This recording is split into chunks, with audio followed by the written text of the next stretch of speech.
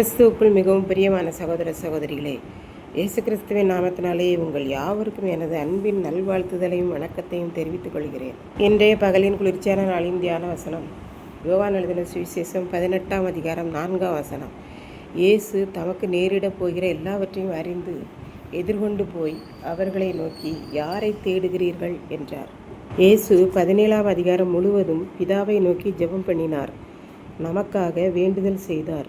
இப்போது இயேசு தம்முடைய சீசர்களோடு கெதரோன் என்னும் ஆற்றுக்கு அப்புறம் போனார். ஏனென்றால் அங்கே ஒரு தோட்டம் இருந்தது. தம்முடைய சீசர்களோடு அடிக்கடி அந்த தோட்டத்தில் ஜெபம் பண்ணுவதற்காக செல்வதுண்டு. அப்படி அடிக்கடி அந்த தோட்டத்திற்கு செல்வதினால் யூதாஸ் காரியோத்துக்கும் அந்த தோட்டம் நன்றாக தெரிந்திருந்தது.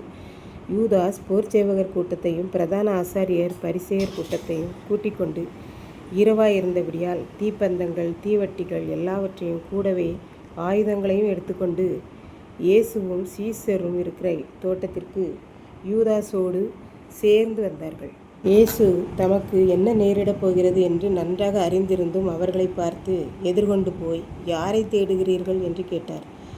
அதற்கு, நசரேயனாகிய இயேசுவை தேடுகிறோம் என்றார்கள். இயேசு அதற்கு, நான் தான் என்று கூறினார்.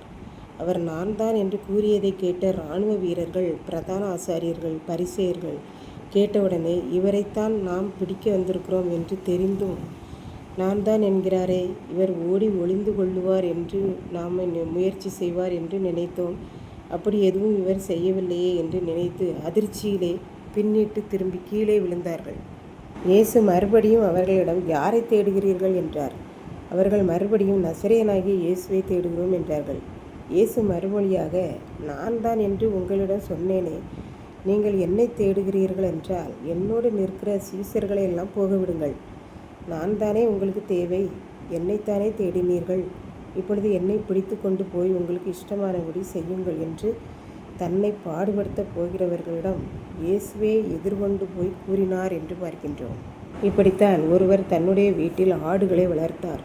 வயதானவராயிருக்கிறபடினாலே எப்போதும் வயலுக்கு செல்லும்போது தன்னோடு 4 ஆடுகளை கூட்டி கொண்டு போய் மேய்த்துவிட்டு பொழுது சாயும் போது வீட்டுக்கு வருவார். பின்பு எப்போதெல்லாம் வீட்டில் நேரம் கிடைக்குமோ அப்போதெல்லாம் ஆடுகளிடம் அமர்ந்து தடவி கொடுத்து அன்போடு கொஞ்சி கொண்டு இருப்பார். ஆடுகளும் அவரிடம் அன்போடு பழகும்.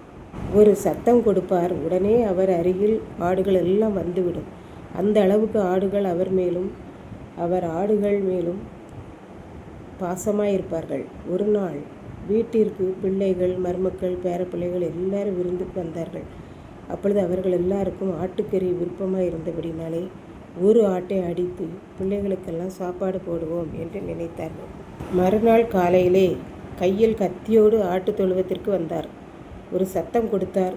கையில் கத்தியை பார்த்தும் கூட அந்த ஆடுகள் அத்தனையும் அவர் அருகில் வந்தது.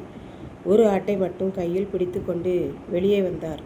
பின்பு வீட்டுக்குள் எதையோ எடுத்து வாரேன் என்று சொல்லி போய்விட்டு வந்தார். அப்போதும் அந்த ஆடு அவருக்காக காத்து நின்றது. மறுபடியும் கத்தியை எடுத்து கொண்டு சென்றார். ஆடு அவர் பின்னே சென்றது. கத்தியை ஓங்கி கழுத்தில் குத்தும்படி செல்லும்போதும் ஆடு அவர் முன்னால் பயமில்லாமல் அவருக்கு எதிரே தன் கழுத்தை நீட்டியது. இதை கேட்டுக்கொண்டிருக்கும் எனக்கன்பானவர்களே, நம் ஆண்டவரும் இப்படித்தான் இந்த ஆட்டை போல தன்னை குத்தும்படி வந்தவர்களிடம், நான் தான் யாரை தேடுகிறீர்கள் என்று கேட்டார்.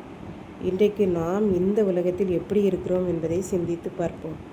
3½ ஆண்டுகளாக சுற்றி சுற்றி அற்புதங்களை செய்து கொண்டும் ஊழியம் செய்து கொண்டும் நன்மை செய்கிறவராகவும் சுற்றி திரிந்த ஆண்டவரையே துன்பப்படுத்த வேண்டும் என்ற எண்ணத்தோடு ஒரு கூட்டம் சுற்றி திரிந்தது. அதுவும் அவருடைய சீசரில் ஒருவன் மூலமாக இந்த துன்பம் நடக்கிறது. அந்த ஆட்டை போல எல்லாரையும் அறிந்திருந்தும் எதிர்கொண்டு சென்று நான் தான் என்று கூறி பிதாவாகிய தேவனுடைய சித்தத்தை நிறைவேற்றினது போல நாமும் நம்முடைய தேவனுடைய சித்தத்தை அறிந்து செயல்பட்டு அதை நாம் நிறைவேற்றுவோம். கர்த்தர் தாமே இந்த வார்த்தைகளை ஆசீர்வதிப்பாராக. ஆமென். ஜெபம். அன்பின் ஆண்டவரே, இந்த அருமையான நல்ல நாளுக்காக நன்றி செலுத்துகிறேன். இப்போதும் இந்த வார்த்தைகளை கேட்டுக்கொண்டிருக்கிற ஒவ்வொரு பிள்ளைகளும் தன்னை துன்பப்படுத்துகிறவர்கள் என்று தெரிந்திருந்தாலும் அவர்களுக்கு எதிர்கொண்டு அன்போடு பேசி உம்முடைய சித்தத்தை நிறைவேற்ற அருள் புரியும். இயேசு கிறிஸ்துவின் மூலம் வேண்டிக் கொள்கிறேன் பிதாவே. ஆமென்.